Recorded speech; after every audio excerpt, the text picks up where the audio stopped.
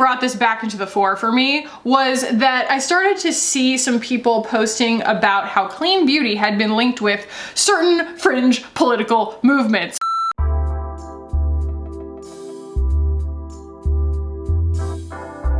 What is up, guys? Welcome back. So, today we are revisiting clean beauty 1 year later, and this is actually a combination of a couple of requests. I had a request for that specifically, and then I also have had multiple requests after getting perspective in 2020, after doing Clean Routine 2019, what are the clean beauty products that you still think are good? And I think that's a very valuable thing to share with you guys. So I am going to be doing a full face of the clean beauty that I still use and still love and still swear by. And we're gonna talk all about what has happened in clean beauty recently and since we, I don't know, left the movement or whatever.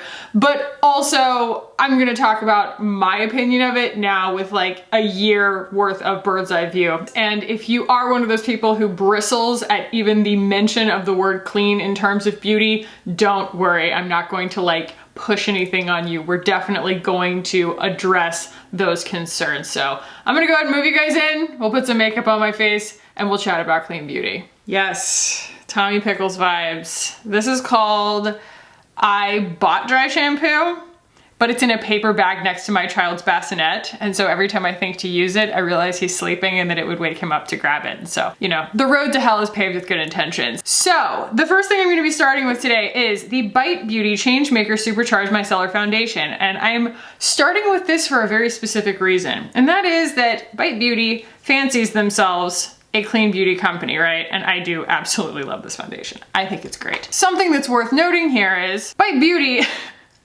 put a fragrance in this. It is mostly silicones, and for those reasons, it sort of flies in the face of our typical definition or anybody clinging to a definition of what clean beauty might mean. There are a few definitions of clean beauty in my book. Some people would argue that it doesn't mean anything, and I completely back that because there are so many different personal definitions or like brand specific definitions of it, of like what are the no ingredients and everything like that, that I could totally forgive somebody or I could totally endorse somebody, honestly, for just saying it doesn't matter, it's a stupid word, it's a marketing ploy, whatever, and just leaving it at that. I don't think that anyone necessarily needs to go educate themselves on the meaning of clean beauty, and their life is incomplete without a firm understanding of the ingredients in their products. I do not think that products are evil. I do not think that any makeup company or any chemist or anything like that is out here trying to make things that intentionally like harm their audience or their buyer. Okay, we'll start there. I just want to go ahead and assuage any of the concerns or defuse any of the concerns someone might have, thinking that I am out here being like, well, clean beauty is superior and now I'm going to tell you why. I have a lot of feelings about the superiority of it, and it starts with what I just said. It starts with the fact that there is no real clear definition, and anybody trying to cling to one would have their foundation firmly shaken by something like this calling itself clean. And that's when you get into the semantics of it. It's like, oh, well, do I have my own personal definition of clean? No, I do not. On my channel, I will only ever call something a clean beauty brand if they refer to themselves as such.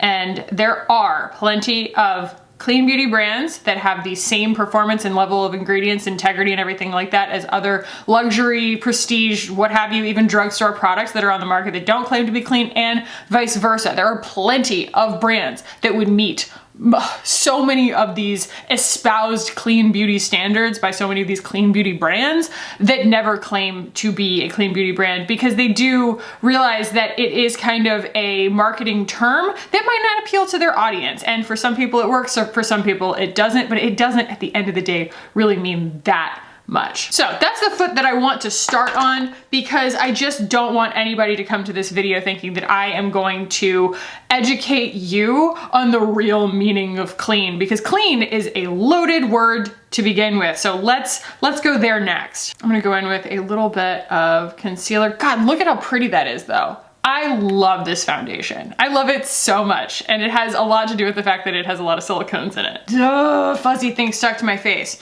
All right, I'm going in with a little bit of the Kosas concealer. It's a little bit dark because I cannot find shade 1, but that's fine. I'll probably stumble on it at some point while I'm filming this video. Anyway, the next thing that I want to touch on is that I'm also not doing the opposite. I am not going to rile anybody up and get piping mad about the things that are professed, claimed by clean beauty brands that may or may not be authentic. I think that what happened is, and I've been seeing a lot of these like Instagram stories, right? Where people are like, clean beauty lost its way. A lot of people who are clean beauty people or have been in the past, you know, more concerned about like toxins in their beauty products have been chronicling the fact that the entire movement had very good intentions that got sullied pretty quickly. I am going to go ahead and say that that is too deep of a shade for me.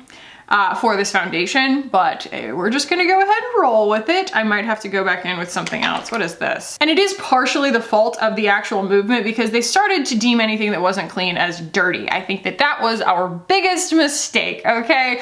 And I never necessarily did that, but I did fall into that mindset. Just brightening with a little bit of the Beauty Blender concealer because I cannot locate my right shade in the Kosas concealer. It's somewhere in this mess on my desk. So I think that we lost our way when we started calling things dirty.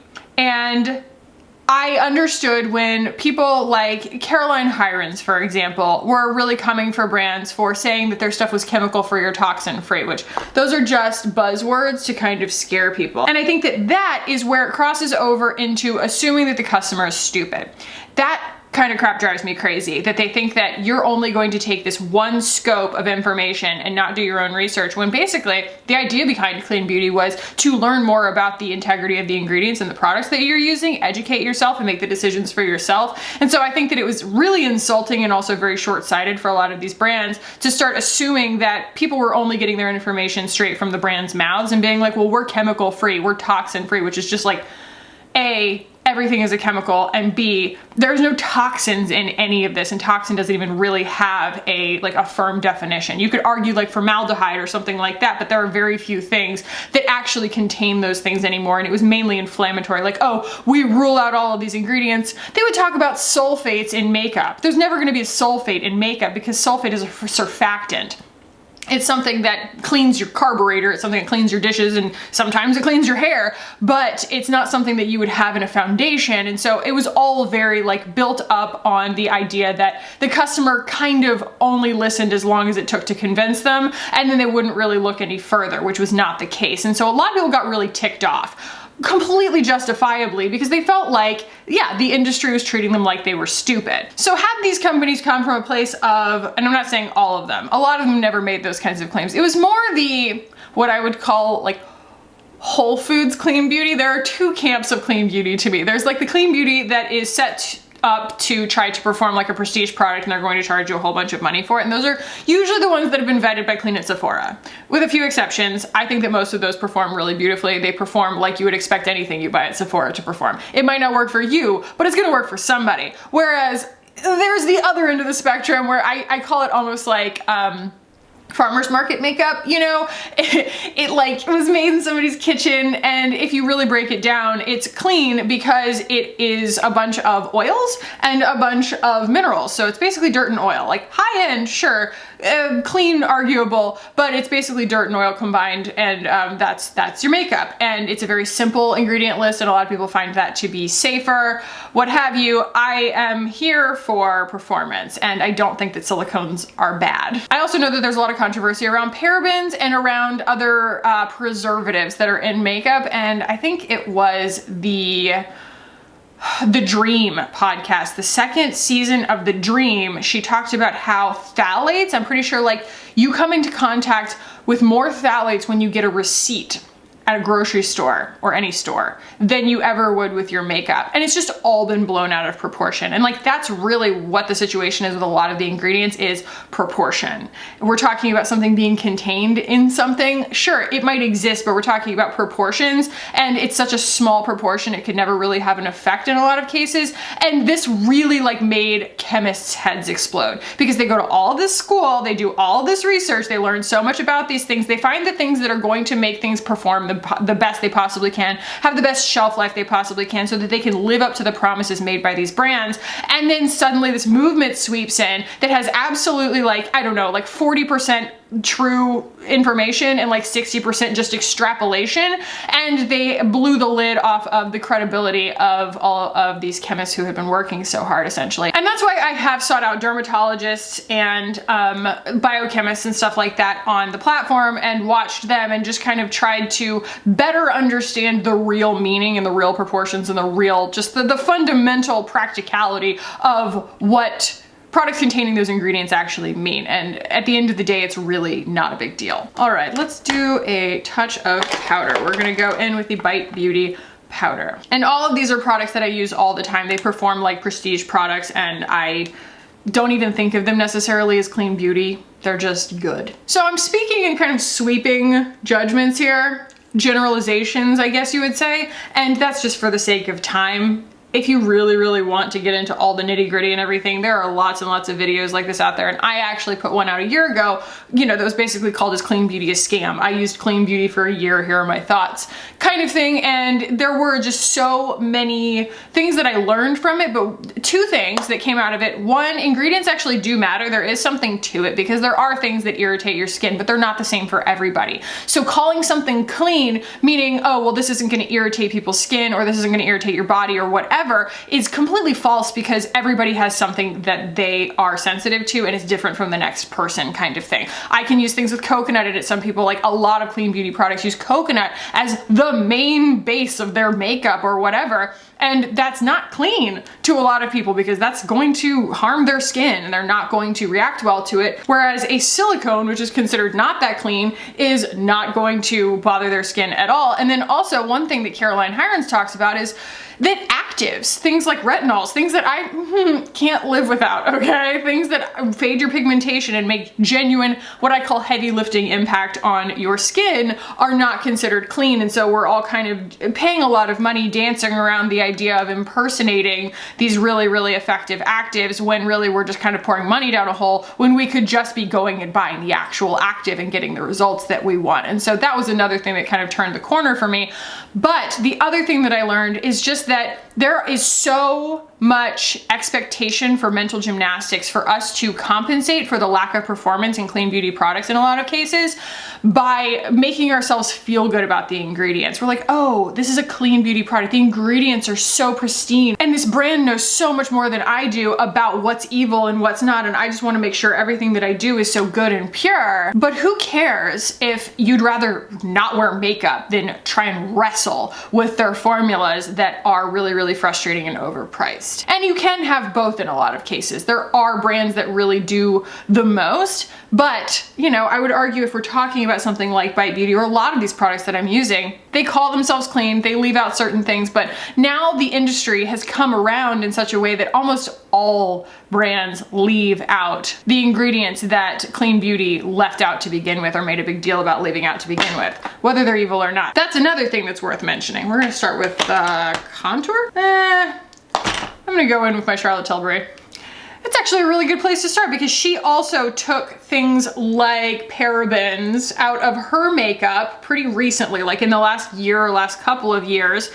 And the reason that brands did that is because this became part of the conversation. And I think that that is something that is very, very valuable about clean beauty starting out as a movement at all, was the increased consciousness around ingredients. Do we think that parabens are evil? Not necessarily, but the conversation caused brands to rethink it and take them out anyway and start using things that were a little bit maybe safer. Who knows? I'm not a biochemist.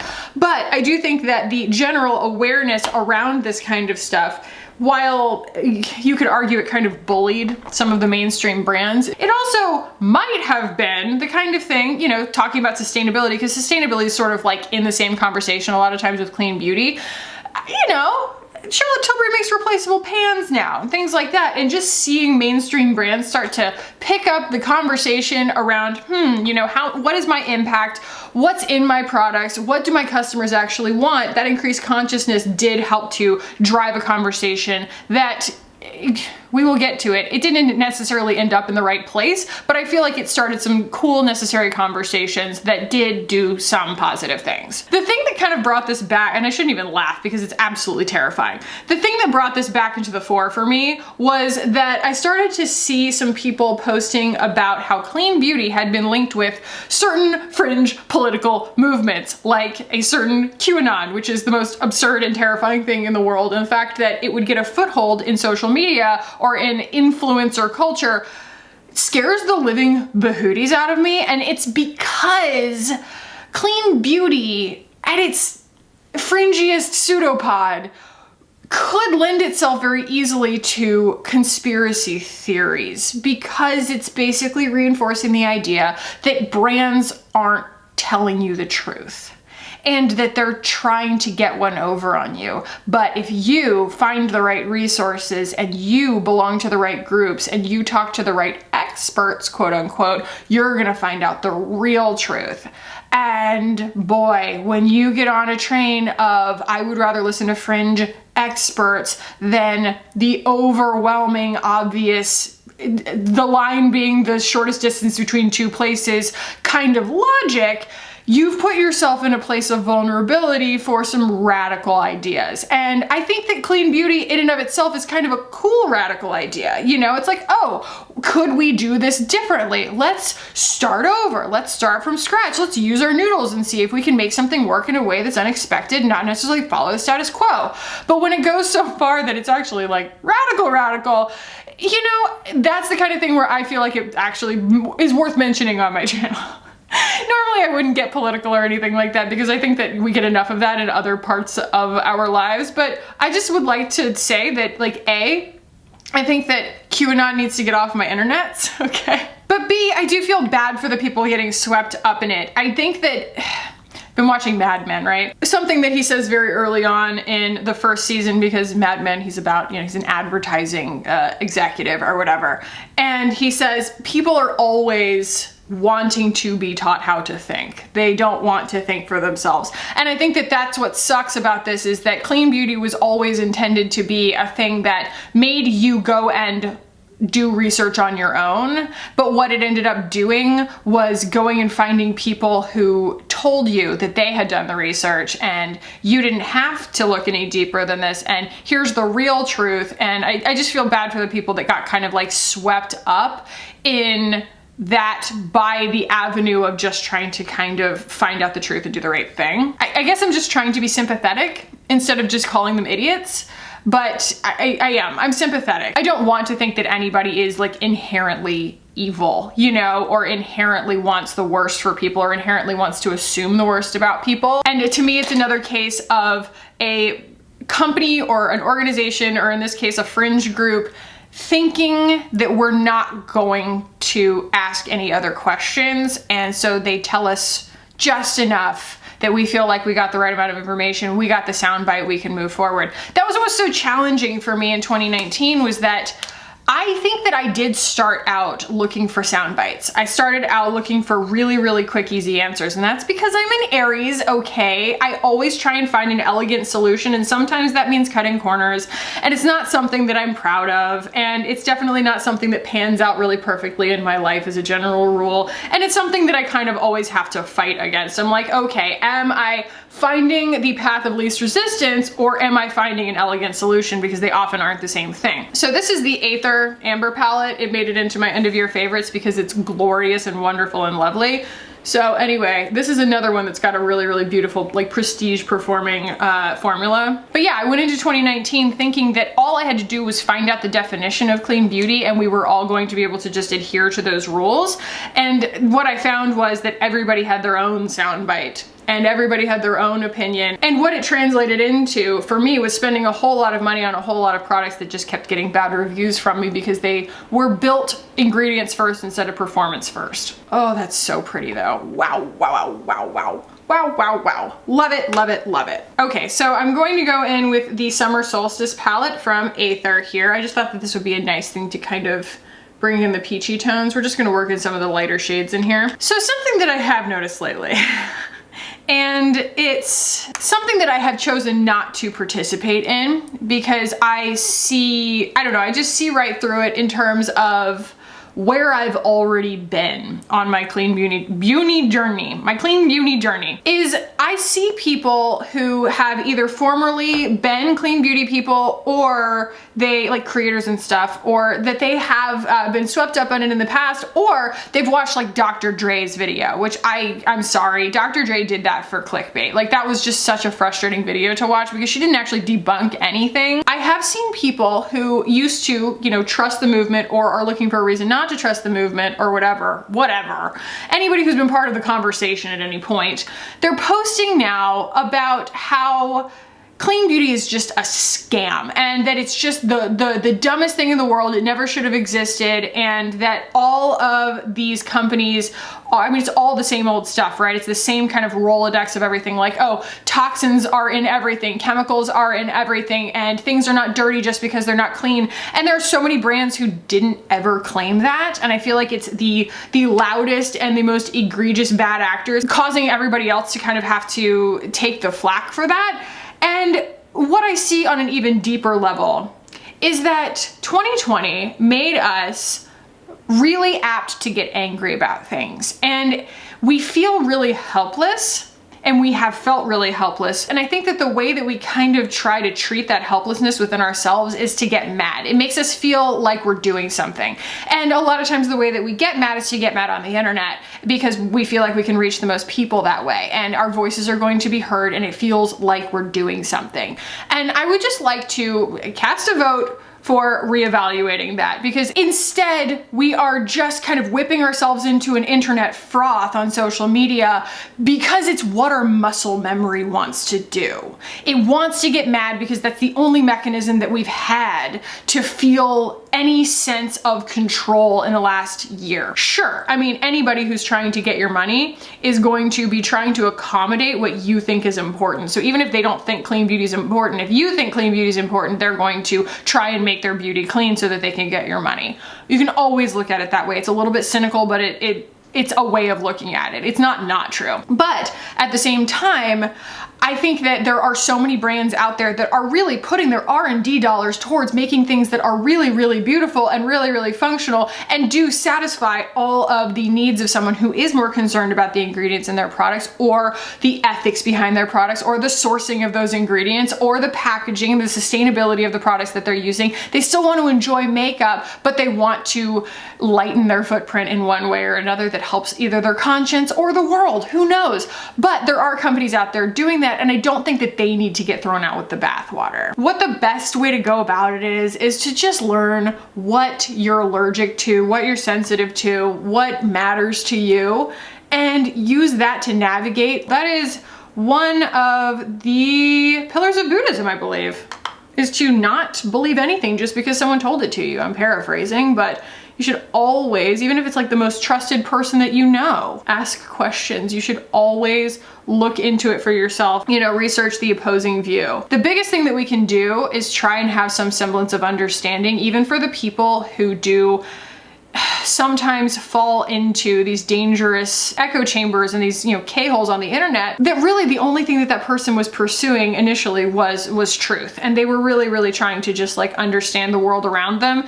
And a lot of it comes from a desperate need to feel control and to feel like their reality, because reality has sucked recently, isn't really their reality. They're really looking for something different. They're looking for an answer that tells them this has all been a lie, and because that's so much easier to believe in some cases than, wow, this is real. We're in the middle of a pandemic. You could die. Like, those are all really, really hard things to face, and I think that a lot of us are dissociating in our own ways, and that is, to me, those fringe movements are a lot of ways of dissociating and trying to avoid reality. And so while I hate that they have become associated, I do, again, I have sympathy for the people that are swept up in it. All right, for lips, I want to try something a little bit different. I'm going to go with a different combo of the Fit Glow Because Clean Beauty that Kate sent me. And I'm gonna go in with Bloom, the pink lip gloss.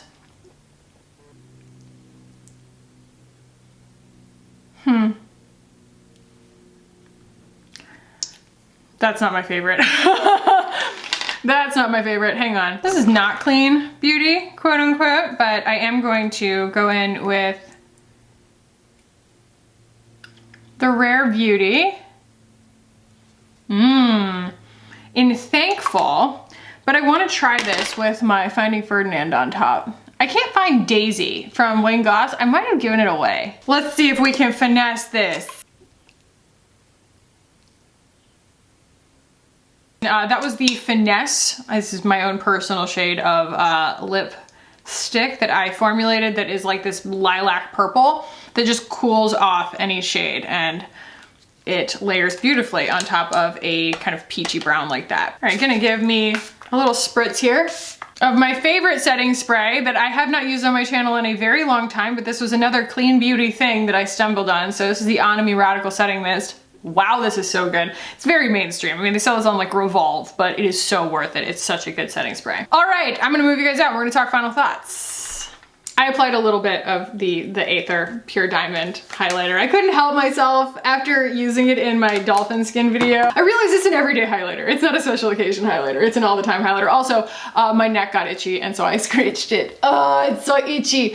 Anyway, to satisfy the two questions that I feel like we started this video out with, in spite of all of my meandering, one, how do I feel about clean beauty? You know, what are my thoughts on it with a year's worth of distance? And two, what brands do I still think I can count on for performance? So the first, I would say clean beauty is a spectrum, and it is a very nuanced kind of thing, and it presents itself as not that. And I think that that's the biggest fault of it, is clean beauty considers clean versus dirty. It's a very like binary thing, and that is where it falls apart, is because it isn't. And so it sets itself up immediately right out of the gate for disappointment and for confusion, and honestly for people to get frustrated with it for that reason. The truth about it is things are gonna piss your skin off, okay? And it's not the same for everybody, and clean beauty is mostly a marketing thing, but there are brands that have done a lot of things to take out certain ingredients and also start a good conversation. But if we're talking about products that perform really well and perform like prestige products, most of them have come to the middle in the sense of including some silicones and things like that in order to make their products perform. Not all of them, but a lot of them. And then in turn, a lot of the other mainstream conventional beauty has removed those ingredients because the conversation was opened up in a way that people really wanted to know what was in their products. And so they just went ahead and did it anyway. So they all kind of found themselves in the middle as a result of the entire conversation around clean beauty. And so there's almost no difference. Granted, there are a lot of like I said, you know, farmers market clean beauty brands that I think that are not worth my time and not worth my money, and I learned that the hard way in 2019. But for the most part, the things that I would use on my channel, the things that I would personally, you know, spend my money on, they're kind of, I don't want to say they're not clean, but there's almost no difference between them. It's just a marketing thing calling themselves clean because they have, I mean, they have fragrances, they have silicones. There are a few that don't. The Ilia Super Serum Skin Tint is miraculous. The Exa Beauty, miraculous. They don't have any silicones in them, but that's more the exception than the rule. And that is why I really only use the word clean beauty when a brand calls itself that. And then the second question being, what brands do I still think that I can count on? I mean, it's all the ones that I still use. All of these have their really good products and their not so good products. So I'm not gonna like enumerate every single one of them, but I feel like as far as like the motivation behind making products that perform versus products that are just like feel good about the ingredients, Kosas, Ilia, Westman Atelier, obviously Aether, and then, you know, Bite Beauty. Lawless can, I don't know, I kind of take or leave Lawless. They really need to do a little bit more to like impress me. Tower 28 is technically considered clean at Sephora. Like I said, there are tons of brands that are at the main makeup resources that don't claim to be clean that would probably fit the standards if they decided to. If they decided that they wanted to advertise themselves as such, there are just plenty of brands that don't want to, and I totally understand why. It's because it's kind of a controversial space. So, do I think that clean beauty never should have existed? No, I think it started a conversation that was important, but do I think that it's really like a thing anymore? Not really. Am I glad that I did it? Absolutely. I learned so much about the ingredients and products. It helped me learn why certain foundations and certain concealers disagree with each other or agree with each other, and like how to make certain makeup looks work in that sense, and the ingredients that tick my skin off, the ingredients that tick you guys' skin off, and like when to mention certain common allergens and stuff like that. And I don't think that there's anything wrong with having just a general consciousness of those things, especially when I am trying to accommodate so many different kinds of people on my channel. So I think that it was a good thing for us to travel through. Anyway, I hope that this was fun and interesting and at least answered the questions that you guys had for me around this. And if you did enjoy it, give it a thumbs up. If you want to keep hanging out with me on this channel, hit the button down below and subscribe. I would love it if you did. Thank you guys so much for watching and for hanging out with me today and letting me get deep for a minute, just for a minute. And I love you, and I will see you in the next one. Bye guys.